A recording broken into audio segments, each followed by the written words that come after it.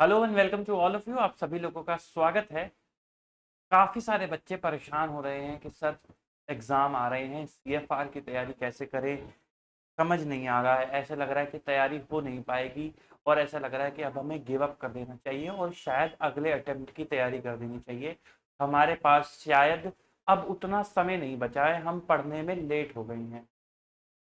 तो ऐसा बिल्कुल भी नहीं है भाई। अगर महाभारत का इतना बड़ा युद्ध 18 दिनों में किया जा सकता है, तो क्या आप अपने सीएमए फाइनल का ये युद्ध अभी 35 दिनों में नहीं कर सकते? आपके पास मोटे मोटे दिन तो 35 हैं ही ना। अगर आप देखो, आज अक्टूबर के 5 दिन मिला लो, नवंबर के 30 दिन मिला लो, दिसंबर में आपका 10 तारीख को पेपर है, 5-7 दिन उसके ही मिला लो, XYZ फैक्टर काट भी दोगे तो भी आपके पास हद मार के 32-34 दिन, जो 35 दिन आएंगे ही आएंगे आपके हाथ में, जिनको इस्तेमाल करके आप विनिंग शॉट के लिए जा सकते हो। तो सबसे पहले तो आपको अपना माइंडसेट प्रिपेयर करना होगा। अगर आप यहाँ से गिव अप कर दोगे ना कि यार नहीं हो पाएगा, अब हमने लेट हो गए हैं, शायद हमें अगले अटेम्प्ट की ही तैयारी कर देनी चाहिए, जहाँ आपने यहाँ से गिव अप कर दिया तो वहाँ वो नहीं हो पाएगा। जहाँ आप ये सोचोगे कि जितना टाइम है मेरे पास उतने टाइम को इस्तेमाल करके मैं क्या बेटर कर सकता हूँ। औरों ने कितना बेटर कर दिया, उसने इतने रिविजन्स कर दिए, फलाने दोस्त ने चौथा रिवीजन कर रहा है, पांचवा रिवीजन कर रहा है, मैं तो नहीं कर पा रहा, तो वो तो नहीं हो पाएगा। अगर उन सब उलझनों में पड़े रहोगे तो नहीं कर पाओगे। इतने टाइम में मैं अपने लिए क्या बेहतर कर सकता हूं, इस पे ध्यान लगाना है, इस पे फोकस करना है। दूसरे ने क्या कर लिया उस पे फोकस नहीं करना है। तो मैं आपकी छोटी सी मदद के लिए ये वीडियो के माध्यम से आपकी हेल्प करना चाहता हूं कि जो लोग इस टाइम पे घबरा रहे हैं कि भाई हम शुरू करें भी या ना करें, या फिर हमसे हो भी पाएगा या नहीं हो पाएगा, तो उनके लिए ये प्रूफ है कि वो कैसे अपने माइंडसेट को पॉजिटिविटी के साथ आगे बढ़ा सकते हैं और अपनी तैयारी कर सकते हैं। तो सबसे पहले आप लोगों को क्या करना है, आपको अपने जो सब्जेक्ट्स हैं ग्रुप के उसको बांटना है। ये इंटर वालों के लिए भी एप्लीकेबल है, ये सिर्फ फाइनल वालों के लिए नहीं है। जो आपके सब्जेक्ट्स हैं उसको दो दो सब्जेक्ट्स के ग्रुप में बांटना है, हमेशा दो दो सब्जेक्ट। सर वाई दो दो सब्जेक्ट? क्योंकि उसका रीजन अभी आपको पता चलेगा। दो सब्जेक्ट में आपको पहला सब्जेक्ट रखना है वो सब्जेक्ट जिसको आप लव करते हो, लव्ड वन, और दूसरा सब्जेक्ट वो जो आपको डरा रहा है, भाई साहब ग्रेड वन, जो आपको डरा रहा है। सर ऐसा क्यों? क्योंकि देखो, मोटिवेशन ना सेल्फ मोटिवेशन होना चाहिए। मैं आपको यहाँ पे मोटिवेट कर दूं, ये कर देंगे वो कर देंगे, आप वीडियो के दौरान तो बड़े मोटिवेट हो जाओगे, जब करने बैठोगे तो आप डर जाओगे और आपको 1 घंटे 2 घंटे बाद आपको लगेगा कि भाई नहीं हो सकता। आप फिर दोबारा वीडियो थोड़ा ना देखोगे या दूसरे मोटिवेशन को सीख करोगे। ऐसे तो मोटिवेशन ही सीख करते रह जाओगे और आपके हाथ से ये टाइम भी निकल जाएगा। तो सेल्फ मोटिवेशन बड़ा जरूरी है। तो जो सब्जेक्ट आपका लव्ड वन सब्जेक्ट है ना, जो आपका लव्ड वन सब्जेक्ट है, जब आप इसको करोगे तो आपको पढ़ने में मजा आएगा, आपसे सवाल बनेंगे, आप क्वेश्चंस को कर पाओगे। जनरली प्रैक्टिकल सब्जेक्ट अच्छे सब्जेक्ट होते हैं जो बच्चे को बड़ा पसंद आते हैं, थ्योरी में उसको ज्यादा डर लगता है। तो जो लव्ड वन सब्जेक्ट हैं वो आपकी हेल्प करेंगे। किस चीज में हेल्प करेंगे? आपका मोराल बूस्ट कराने में हेल्प करेंगे। आपने नोटिस करा होगा कि कोई क्वेश्चन हमसे फंसता है, कोई कॉन्सेप्ट हमें समझ नहीं आ रहा होता, तो उस पर हम थोड़ा टाइम डिवोट करते हैं और जैसे ही वो हमें समझ में आ जाता है तो हमें लगता है वाह यार आज का दिन कितना बढ़िया जा रहा है, मजा ही आ गया, ये मैंने सॉल्व कर दिया, ये मेरे से हो गया, मैंने बिना रजिस्टर खोले बिना सर का सॉल्यूशन देखे ये क्वेश्चन बना दिया और मेरी बैलेंस शीट मैच हो गई। तो आपको ना अंदर से मोटिवेशन आता है कि मैं और काम करूं, मैं और मेहनत करूं। तो वो होता है सेल्फ मोटिवेशन और उसी की नीड ज्यादा है। तो जब आप लव्ड वन सब्जेक्ट के साथ वो वाला सब्जेक्ट उठाओगे ना जो आपको डरा रहा है, तो इसका लव्ड वन वाले का मोटिवेशन फ्यूल कर देगा डराने वाले सब्जेक्ट को पढ़ने के लिए। कि चलो जब इसमें अच्छा परफॉर्म करोगे तो आपको लगेगा कि हाँ इसको भी करते हैं, इसमें भी करेंगे। उसमें दिक्कतें आएंगी, चैलेंजेस आएंगे, बट क्योंकि आप सेल्फ मोटिवेट होगे ना तो आप अपनी नैया को पार लगा दोगे। अगर आप ऐसे प्लानिंग करोगे कि भाई पहले जो सब्जेक्ट अच्छे लगते हैं वो कर लेता हूँ पहले, बाद में ये वाले सब्जेक्ट उठाऊंगा, तो it will create chaos in your mind. बाद में आपको लगेगा जो सब्जेक्ट आपको पसंद नहीं आ रहे ना वो आप कर नहीं पाओगे। आपको लगेगा कि भाई ये तो इतना सारा, ये तो इतना छोटा सा कंटेंट भी आपको बहुत बड़ा नजर आएगा कि ये नहीं हो पाएगा, ये नहीं हो पाएगा। तो जब आप लव्ड वन के साथ काम करोगे तो आप सेल्फ मोटिवेटेड रहोगे और प्लस आपको दूसरा सब्जेक्ट उठाना है जिसको आप पसंद नहीं करते, जिससे आपको डर लग रहा है। तो ये आपको फ्यूल करने में हेल्प करेगा। और आप इसको मानोगे एक ग्रुप, क्या मानोगे अपना, वन ग्रुप। अगर आप एक फर्स्ट ग्रुप के लिए अपेयर कर रहे हो तो आपके पास 4 सब्जेक्ट है, 2 बन जाएंगे। दो बोथ ग्रुप के लिए अपेयर कर रहे हो तो आपके पास 8 सब्जेक्ट हैं, तो आपके 4 ग्रुप बन जाएंगे। इस तरीके से आप क्या कहते हैं काम करके चलोगे, अपना ग्रुप बना करके चलोगे। हर एक सब्जेक्ट का जो इंडेक्स है, जिस भी किताब को आप रेफर कर रहे हो उसका जो इंडेक्स है उस पे क्या लिखे होते हैं, उस पे ना चैप्टर्स लिखे होते हैं कि आपको कौन कौन से चैप्टर्स को पढ़ना है। उस चैप्टर के आगे आप लिखोगे कि आपको कितना समय लगेगा उस चैप्टर को करने में, और टाइम लिखोगे इन आवर्स कि कितने आपको घंटे लगेंगे। उसके क्वेश्चन देखोगे, कॉन्सेप्ट देखना, अच्छे से टाइम लगाना। एक दिन पूरा लगा देना प्लानिंग करने में, कोई दिक्कत वाली बात नहीं है, लेकिन करना जरूर, और राइटिंग में करना जरूर। तो आप आवर्स में लिखोगे कि आपको कितना कितना समय लगेगा। ऐसे करके आप हर एक सब्जेक्ट के चैप्टर्स पे लिखते जाओगे, और बुक के पास आपके पास टोटल आ जाएगा कि भाई साहब इस सब्जेक्ट को करने में मेरे को टोटल इतने आवर्स जो हैं लगेंगे, टोटल आवर्स इस सब्जेक्ट को करने में लगेंगे। फिर आप चारों आठों सब्जेक्ट का टोटल लिख दोगे तो आपके पास पूरा कोर्स करने में टोटल आवर्स कितने लगेंगे वो आपके पास आ जाएगा। मान के चलो आपके पास 400 आवर्स निकल करके आते हैं कि अगर आप 400 घंटे का काम करते हो तो आपका काम बन जाएगा। और आपके पास मैंने बोला 35 अगर आपके पास डेज हैं, 35 अगर आपके पास डेज हैं तो आपको लगभग 12 घंटे, 11.4 आ रहा है, इसको राउंड ऑफ में 12 ले लेते हैं। 12 घंटे की अगर आप डेली बेसिस पे पढ़ाई करो तो आपका काम बन जाएगा। और मैं आपको सच बताऊं, आपको इफेक्टिव 12 आवर्स निकालने हैं, ये बड़े आराम से निकल जाएंगे इफेक्टिव 12 आवर्स इवन। क्योंकि भाई आपके एग्जाम्स आ रहे हैं, एक महीने ही आपके एग्जाम दूर हैं। अगर आप इस 12 को स्ट्रेच करके 15-16 की भी एवरेज निकालना चाहो ना तो आप निकाल सकते हो। इनिशियली नहीं निकलेगा, पहले दिन ही 16 की एवरेज नहीं निकलेगी, पहले दिन 12 की भी नहीं निकलेगी, पर पहले दिन पुश निकालोगे, थोड़ा और पुश करोगे, थोड़ा और पुश करोगे। वो कैसे पुश करना है वो आगे चर्चाएं करेंगे, बट मोटी मोटी बात इतनी सी है कि आपके पास इफेक्टिव आ जाएगा कि आपको पर डे कितनी पढ़ाई करके चलनी है, तभी आपका जो है ये विनिंग शॉट लग पाएगा कि आपको पर डे कितनी पढ़ाई करके चलनी है। तो वो अब आपने कैलकुलेट कर लिया कि भाई साहब हमारा विनिंग शॉट निकालने के लिए अपन को इतनी पढ़ाई करके चलनी है, और ये राइटिंग में है क्योंकि सब कुछ आपने इंडेक्स पे लिखा है। फिर उसके बाद अब आप अपना एक ग्रुप उठा रहे हो, एक ग्रुप मतलब जो ये वाला ग्रुप आपने बनाया था, तो उसके अंदर आपके पास 2 सब्जेक्ट है।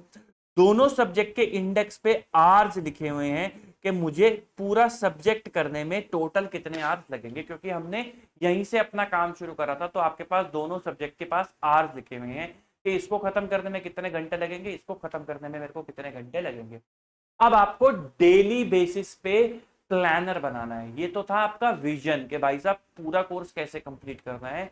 ये है आपका मिशन कि आपको डेली बेसिस पे प्लान बनाना है कि भाई साहब मुझे डेली, अगर लेट सपोज मैं सीएफआर की बात करूं तो मुझे डेली, इंटर में अकाउंट्स हो गया, तो मुझे डेली कम से कम ये 2 चैप्टर खत्म करने ही पड़ेंगे, यानी कि इतने आवर्स का कंटेंट जो है खत्म करना ही पड़ेगा, तभी जाके मेरा इतने दिन में यानी कि टोटल इतने आवर्स में ये वाला सब्जेक्ट हो पाएगा।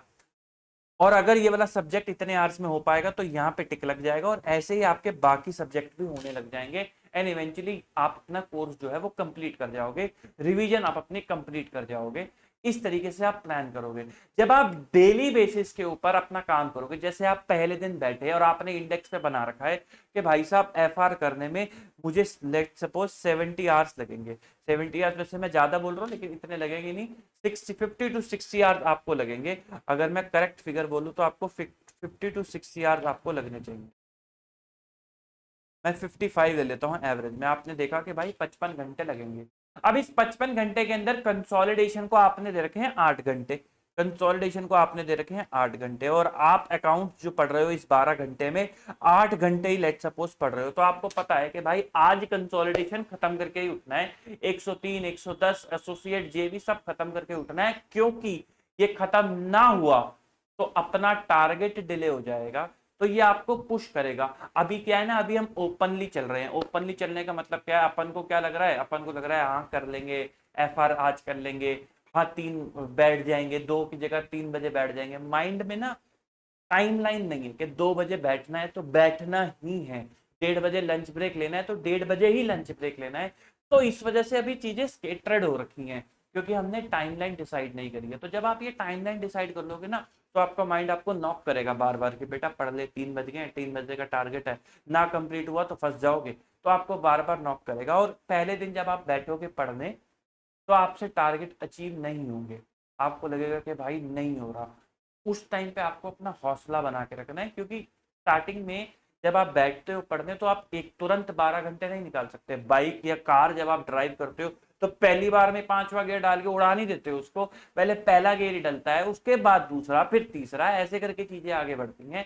तो आप भी अपनी जर्नी का पहला गियर डालोगे, 12 घंटे 16 घंटे का टारगेट ले रहे हो, तो 8 घंटे की एवरेज आएगी। उस टाइम पे आपका टारगेट कंप्लीट नहीं होगा, तो आपको रात को सोते हुए ये ध्यान आना चाहिए कि भाई साहब मेरा टारगेट कंप्लीट नहीं हुआ। कुछ और दिमाग में नहीं आना चाहिए, इंस्टा की रील, उसका मैसेज नहीं आया, उसने मैसेज नहीं करा, दोस्त ने कितना कर लिया होगा, दोस्त इस टाइम पे क्या कर रहा होगा, वो सब दिमाग में नहीं आना चाहिए। दिमाग में क्या आना चाहिए कि साहब मेरा टारगेट कंप्लीट नहीं हुआ, मेरे को इसको करना है। अगर मैं नहीं कर पाया तो मैं अपने टोटल आर से, टोटल टारगेट से डेविएट कर जाऊंगा, और मैं अपना विनिंग शॉट मिस कर दूंगा।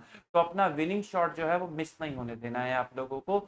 आप लोगों को उसको प्लान्ड मैनर में लेकर के चलना है। फिर आप अगले दिन और जोर मारोगे, 8 घंटे की जगह आप 10 घंटे का जोर मारोगे। ऐसे करते करते आप देखोगे 4-5 दिन, within a week maximum, आप अपने 15-16 घंटे के इफेक्टिव आवर्स में आ जाओगे।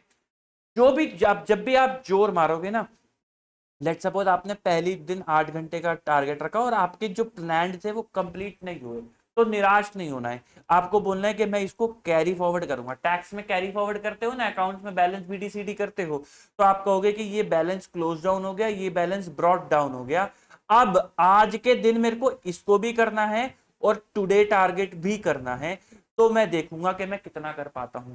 फिर यहां से कुछ बैलेंस बचेगा, इसको आगे ले जाएंगे। फिर आज के दिन बैलेंस वाला भी करना है और टुडे वाला भी करना है। आप धीरे धीरे देखोगे आपका बैलेंस कम होने लगेगा, क्योंकि आपके इफेक्टिव आवर्स बढ़ रहे होंगे और आपको दिख रहा होगा कि भाई साहब आप ढंग से काम नहीं कर रहे, आप जोर मार रहे होगे। अगर आप ईमानदार होगे ना, तो आप जोर मार रहे होगे और आपका काम होने लग जाएगा। ये बैलेंस ब्रॉड जो कैरी फॉरवर्ड हो रहा है, ये धीरे धीरे स्लाइटली रिड्यूस होगा, और आप देखोगे विद इन अ वीक आप अपने टारगेट के बराबर आ चुके हो। एंड फॉलोड बाय डैट आप उसको फॉलो करोगे तो आपका विनिंग शॉट लग जाएगा, आपको कोई दिक्कत नहीं आएगी। ये सब बातें आपको फॉलो करनी है, राइटिंग में फॉलो करनी है। मैं कोई ये नहीं कह रहा आप पेपर बना के बैठो, उसके ऊपर डायरी पे लिखो। आप सिंपल अपने किताब के इंडेक्स को फॉलो करो, क्योंकि करना तो वही है ना। चैप्टर वापस से लिख के क्या करोगे, इंडेक्स और पेज नंबर में इतना बार गैप होता है, आप उसमें लिखो। आपको क्या दिक्कत है, वहां पे आर्ज ही तो लिखने हैं आपको, चैप्टर को समराइज करके आपको आर्ज ही तो लिखने हैं, आपको कोई प्रॉब्लम नहीं होनी चाहिए। तो उसके अंदर देखो, आपकी बुक ही आपका प्लानर बन जाएगी कि आपको कैसे करना है। जैसे जैसे करते जाओ उसको टिक मारते जाओ। ठीक, तो ये है आपका स्टडी प्लानर कि आपको किस तरीके से स्ट्रेटेजी बनानी है और किस तरीके से उस स्ट्रेटेजी को फॉलो करना है। डेली स्ट्रेटेजी को जब आप फॉलो करोगे ना, तो आपका सेल्फ चेक का लगता रहेगा, आपको बार बार हफ्ते भर बाद सेल्फ चेक नहीं करना पड़ेगा, आप डेली चेक करोगे। भाई अगर आपने हफ्ते भर बाद चेक करा कि मैंने हफ्ते का टारगेट कंप्लीट करा या नहीं करा, तो जो आपने वेस्ट कर दिया वो तो फिर आप अगले हफ्ते सुधार पाओगे ना। तो 7 दिन का क्यूमुलेटिव लॉस है। लेकिन अगर आप डेली देखते हो कि भाई 8 घंटे आज का टारगेट कंप्लीट नहीं हुआ, तो आप अगले दिन उसे सुधारते हो, उसको फिर अगले दिन सुधारते हो, तो आप डेली इंप्रूवमेंट वाले फेज पे हो जाते हो। तो इसलिए आपको डेली बेसिस पे फोकस करके रखना जरूरी है। तो this is how you guys should make target. अगर आपको इसको बनाने में कोई चैलेंज आए तो आप मुझे कॉन्टैक्ट करिए, कोई दिक्कत वाली बात नहीं है, बट हार नहीं माननी है। अगर आप अभी माइंडसेट से हार गए ना, तो नहीं हो पाएगा। बात कर लेते हैं स्पेसिफिकली सीएफआर के ऊपर कि सीएफआर का किस तरीके से करें। तो देखो, अगर आप ध्यान से देखो तो आपका ना इतना कोई बहुत बड़ा विख्यात नहीं है कि आपको वो घबरा जाओ, आप कहो कि भाई साहब ये तो ना हो पाएगा। ऐसा कोई महाभारत नहीं है। अगर आप ध्यान से देखो तो आपके कंसोलिडेशन एक बड़ा चैप्टर है, वैल्यू एडिड स्टेटमेंट छोटा है, थ्योरी तो चलो छोड़ देते हैं, एनबीएफसी छोटा चैप्टर है, फाइनेंशियल इंस्ट्रूमेंट वैसे बड़ा है। अगर आप देखो सीए वाले लेवल की वीडियोस देखोगे, जो फाइनेंशियल रिपोर्टिंग, कई सारे बच्चे ना एफआर की वीडियोस मुझे भेजते हैं कि सर इसमें ये बताना, उसमें वो बताना। आप उसको रेफर ही क्यों कर रहे हो जब आपके लिए आपके कंटेंट में वो है ही नहीं। दी रिकॉग्निशन ऑफ फाइनेंशियल इंस्ट्रूमेंट पढ़ के क्या करोगे, कंटिन्यूइंग इन्वॉल्वमेंट, हेजिंग, ये सब पढ़ के क्या करोगे। वो पूछ ही नहीं रहे, वो आपसे पूछ रहे हैं भाई फाइनेंशियल एसेट में बता दो, अमोर्टाइज कॉस्ट एफईटी पे एफईटीओ से, same goes for financial liability, और maximum time compound financial instrument. इससे बाहर वो जा ही नहीं रहा, आपके स्टडी मैट में नहीं है। और आप 9-9 8-8 घंटे की सीए वाली वीडियो देख रहे हो जहां फाइनेंशियल रिपोर्टिंग का उनका सब्जेक्ट है, तो आप अपनी प्लानिंग को इस तरीके से खराब मत करो, जो आपका कंटेंट है वो पढ़ो। सर ज्ञान लेना भी तो जरूरी है, लेकिन वो सही टाइम नहीं है। सही टाइम पे ज्ञान लेना जरूरी है, अभी ये सही टाइम नहीं है। जब आप क्लासेस लगा रहे थे, पढ़ रहे थे, तो हम मैं मान सकता था कि हाँ भाई इस टाइम पे आपको चीजों की लिंकेज पता होनी चाहिए, ज्ञान पता होना चाहिए। पेपर से 1 महीने पहले नहीं, पेपर से 1 महीने पहले ये पता होना चाहिए ये पेपर में आएगा, इसको कैसे सॉल्व करना है, उसी पे ध्यान लगाएंगे। वैल्यूएशन ऑफ बिजनेस की अगर मैं बात करूं तो इसके अंदर लिस्ट ऑफ फॉर्मूलाज अगर आप लगा दो तो उससे आपका काम चल जाएगा। फॉर्मूला सिर्फ फॉर्मूला नहीं है, एक्चुअली में कॉन्सेप्ट है। हमारे टेलीग्राम चैनल पे आपको इसका मिल जाएगा लिस्ट ऑफ फॉर्मूला। आपको मेरे चैनल पे इसकी वीडियोस भी मिल जाएंगी। मैंने पूरी स्टडी मैट को फोकस करके वीडियो भी बना रखी है, आप चाहो तो उसे रेफर कर सकते हो, आप चाहो तो किसी और फैकल्टी की भी रेफर कर सकते हो, उसमें कोई प्रॉब्लम नहीं है। और सबसे बेस्ट तो है अगर आप चाहो तो सेल्फ स्टडी कर सकते हो, अगर आपको खुद से उस चैप्टर का माइंड मैप है बना हुआ है तो आपको उसमें भी कोई दिक्कत नहीं आएगी। तो ये भी आपका कोई बहुत बड़ा चैप्टर नहीं है। मैं फाइनेंशियल इंस्ट्रूमेंट और वैल्यूएशन की बात करूं तो ये भी कोई आपका बहुत बड़ा चैप्टर नहीं है। रीजन बीइंग कि आपके पास फाइनेंशियल इंस्ट्रूमेंट के अंदर ज्यादा कंटेंट उन्होंने डाला नहीं है, और वैल्यूएशन ऑफ बिजनेस में अगर आप फॉर्मूले की एप्लीकेबिलिटी समझ जाते हो तो सारे के सारे क्वेश्चंस आपके बन जाते हैं। बड़ा क्या है? बड़ा है आपका कंसोलिडेशन और ये इंडेक्स वाला पार्ट। अब ये जो इंडेक्स वाला पार्ट है ये भी कोई बहुत बड़ा नहीं है, अगर आप ध्यान से देखो तो आपके पास 115 बहुत ज्यादा विख्यात नहीं है, 116 भी बहुत ज्यादा आपके कोर्स के अंदर विख्यात नहीं है, 12 तो बहुत ही छोटा लगा रखा है। 12 के ऊपर तो वैसे बहुत सारी चीजें हैं, लेकिन बहुत ही छोटा है आपके कंटेंट के अंदर। तो आप अगर उस छोटे कंटेंट को फोकस करके पढ़ोगे तो आपका काम बन जाएगा। लेकिन अगर आप सीए की वीडियो रेफर करोगे जहां पे बहुत ज्यादा कंटेंट है उन लोगों के लिए, उसको रेफर करके पढ़ोगे तो थोड़ा आपको चैलेंज आएगा। तो बी फोकस कि जो सीएमए वाली वीडियोस है आप उसी पे ध्यान लगाएं, क्योंकि वो आपके लिए कंटेंट स्पेसिफिक है और सीए वाला उनके लिए कंटेंट स्पेसिफिक है। ठीक, एनबीएफसी की बात कर लेते तो साहब इसके अंदर आपसे बैलेंस शीट वो पूछते नहीं है, वो आपसे सिर्फ प्रोविजनिंग पूछते हैं कि प्रोविजनिंग किस तरीके से होगी। तो आपको प्रोविजनिंग का तो रट्टा ही मारना पड़ेगा। आप प्रोविजनिंग का रट्टा मारोगे आपका काम बन जाएगा। वैल्यू एडेड स्टेटमेंट के अंदर इकोनॉमिक वैल्यू एडेड और वैल्यू एडेड स्टेटमेंट बनाने का मेन कॉन्सेप्ट है, उसको समझ जाओगे तो आपका काम बन जाएगा। तो मोटे मोटे तौर पे Ind AS, specific Ind AS वाला और कंसोलिडेशन, उसमें आपका टाइम जाने वाला है। मेरे हिसाब से जब आप अपना ये पढ़ाई शुरू करो तो पहले कुछ छोटे चैप्टर उठाओ जो 2-1 दिन में हो जाएं, ताकि आपका थोड़ा कॉन्फिडेंस बूस्ट हो। पहले दिन ही कंसोल उठा लिया तो वहीं बंटाधार हो जाएगा। जैसे वैल्यूएटेड स्टेटमेंट उठा लिया या वैल्यूएशन उठा लिया तो 2-1 दिन के अंदर आप वो निपटा दोगे। फिर कंसोलिडेशन उठाओ। कंसोलिडेशन को बहुत अर्ली भी मत उठाओ, लेकिन बहुत डिले भी मत करो, क्योंकि उससे क्वेश्चन पेपर में आएगा ही आएगा। एक चैप्टर और अभी आपका इंटरनल रिकंस्ट्रक्शन, वो इसी के अंदर कवर हो जाएगा, कंसोलिडेशन के अंदर ही। Business combination and internal reconstruction वो सब इसी के अंदर कवर्ड है। तो आप बहुत ज्यादा पहले भी मत उठाओ और बहुत ज्यादा बाद में भी मत उठाओ। बाद में उठाओगे तो मैं चाहता हूं कि कंसोल की 2 बार तो एक बार रिवीजन करके जाओ, एक बार और देख के जाओ, तो उसका टाइम नहीं बचेगा और रायता फैल जाएगा। बहुत ज्यादा पहले उठाओगे तो मोराल बूस्ट नहीं हो पाएगा, वहीं दब जाओगे, इतना बड़ा चैप्टर हो नहीं रहा, टारगेट मीट नहीं हो रहे, बड़ी दिक्कत वाली बात है। तो उसको मिड में उठाना, 2-4 चैप्टर करके अपना थोड़ा फ्लो में आने के बाद उसको फिर उठाना, लेकिन उसको उठा लेना, बहुत ज्यादा लेट उसके साथ मत करना। इस तरीके से आप अपना कंटेंट प्लान करो। सीएफआर के अंदर आपको कोई प्रॉब्लम आए आप मुझे रीच आउट कर सकते हो, I am always there for you. Specific index से रिलेटेड आपको कोई वीडियोस चाहिए, हम उसको शेयर करेंगे आप लोगों के साथ। किस तरीके से चाहिए आप हमें बता सकते हो, हम आपकी हेल्प के लिए सदा ही तैयार बैठे हैं। आपको बस अपनी मेहनत करनी है और पढ़ते जाना है। कोई दिक्कत कैसी भी परेशानी आपको आए, you can reach me out. मिलते हैं आपसे अगली वीडियोस के अंदर। Good bye, tata, take care, good luck to all of you. अभी के लिए इतना ही, बाय बाय।